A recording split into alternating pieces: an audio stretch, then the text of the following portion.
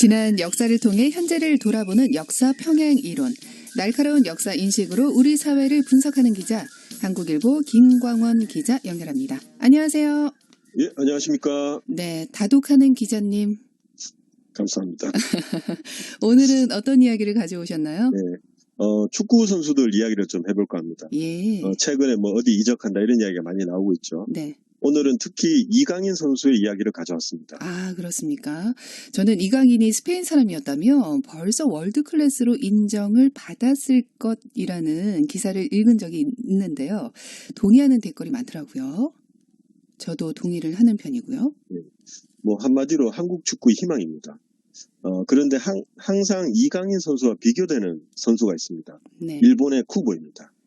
이 동갑내기죠. 어린 시절에 스페인으로 건너가서 선진 축구를 배운 것도 공통점입니다. 아, 정말 뭐 김연아와 아사다마오 이상의 숙명의 라이벌이 되지 않을까 싶기도 합니다. 네, 이게 점점 본격화돼 가고 있죠. 네. 사실은 두 선수 모두 벤치 자원으로 분류되던 시절이 있었습니다. 그러니까 주전으로 투입하기에는 모자랐다는 그런 거죠. 예. 서름의 시간을 함께 견뎠습니다. 그리고 극적으로 이번 시즌에 두 선수 모두 급성장했습니다. 아, 그렇다면 비교도 본격화됐죠? 네, 맞습니다. 예. 근데 저는 이번 시즌이 참 중요하다고 생각해요. 이 두 선수의 운명 혹은 미래를 예상할 수 있는 힌트가 주어졌다 이렇게 생각합니다. 네. 부족한 부분을 극복하는 태도에 있어서 확연한 차이를 보였습니다. 쿠보는 자신의 단점 보완은 버려두고 장점에 집중했고요. 이강인은 단점을 극복하면서 발전하는 모습을 보였습니다. 네. 확연한 차이가 있네요. 예. 예. 이 차이가 어떤 미래를 가져올지 벌써 궁금해집니다. 쿠보는 장점인 공격력을 극대화한 대신에 수비나 경기를 풀어나가는 능력을 포기했습니다. 네. 근데 이강인은 수비가 부족하다 이런 이야기 많이 들었거든요. 그 부분을 보완하고 향상시켜서 지금은 운동장 어디에 갔다 오나도 자기 몫을 해내는 선수로 성장을 했습니다. 네. 저는 두 사람의 발전 방향에 선비와 사무라이 혹은 전통적인 한국인의 기질과 일본인 혹은 열도인의 기질이 그대로 반영된 듯한 그런 느낌을 받았습니다. 똑같은 축구공을 차는데 사무라이 기질과 또 선비의 기질이 보인다는 거네요. 그렇죠. 예. 이 선비와 사무라이의 결정적 차이는 시야의 폭이 다르다는 점입니다. 선비는 사회 전체를 생각합니다. 예. 공공성이 강하죠. 선비가 축구를 한다면 팀이라는 사회에 어떻게 기여할지를 우선적으로 고민하겠죠. 네. 나를 중심에 놓는 게 아니라 팀을 중심에 놓고 기량을 향상시키는 그런 거네요. 네, 정확합니다. 예. 근데 쿠보는 사무라이적입니다. 사무라이를 분석해보면 이 사람들의 정신세계는 개인적입니다. 무사의 첫 번째 덕목은 자신이 모시는 주군에게 충성하는 거거든요. 네. 그러니까 사회 전체를 아우르는 도덕이나 공공성에 대한 인식이 거의 없습니다. 충성만 잘하면 100점이기 때문에 그냥 충성에만 집중합니다. 네. 주군을 따라서 할복도 하고 그랬잖아요. 예. 예, 충성심이 가장 중요한 덕목이었죠. 예. 이 도쿠가와 막부 시대 청년 무사의 필독서였던 부도 쇼신슈라는 책이 있는데 이렇게 가르칩니다.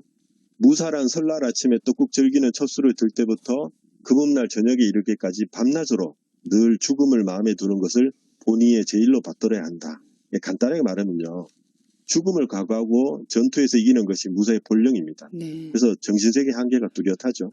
어쨌든 뭐 사고나 시각의 폭이 선비가 훨씬 넓다는 거네요. 네, 맞습니다. 예. 한국은 문을 최고의 가치로 여겼고요. 일본은 무와 기술을 숭상했습니다.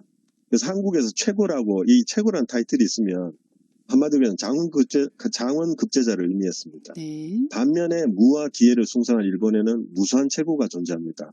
이를테면 뭐 우동장인, 만두장인 모두 최고 호칭을 얻을 수 있습니다. 기술이 뛰어나니까 그렇죠. 예. 그래서 한국은 누구나 동의하고 수긍하는 보편을 추구했고요.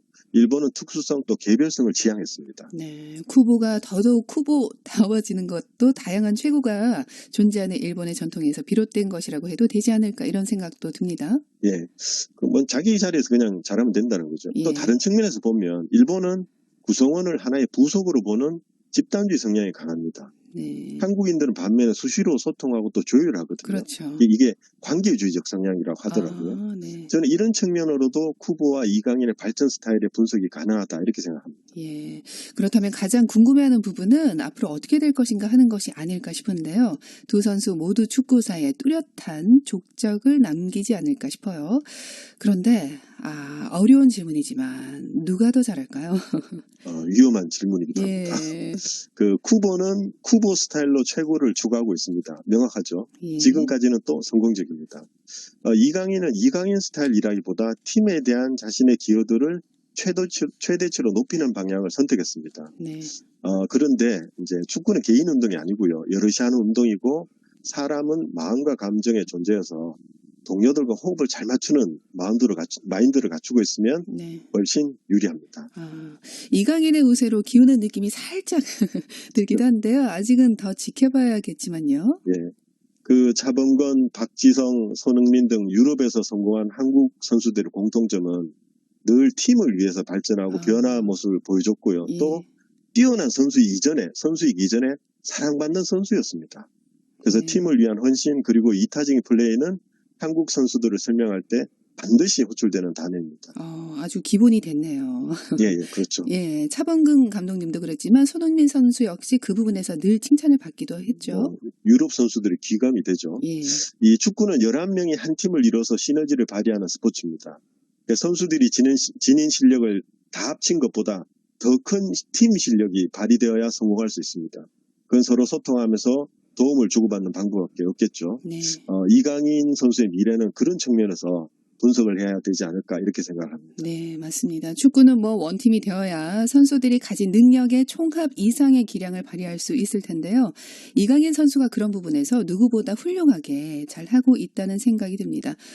역사와 축구 전혀 생각하지 못한 조합이었는데요. 오늘 이야기 뜻밖의 재밌었습니다. 오늘은 어떤 노래 들어볼까요? 어쩔 수 없이 영일만 친구를 들어야 할 것 같습니다. 네. 포항 스틸러스 팬들이 예. 응원가로 자주 부르는 노래입니다. 그렇죠. 한국 축구의 뿌리는 K리그죠.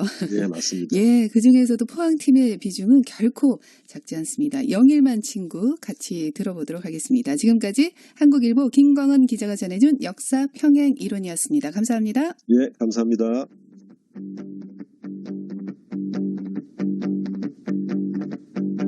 바닷가에서 오두막집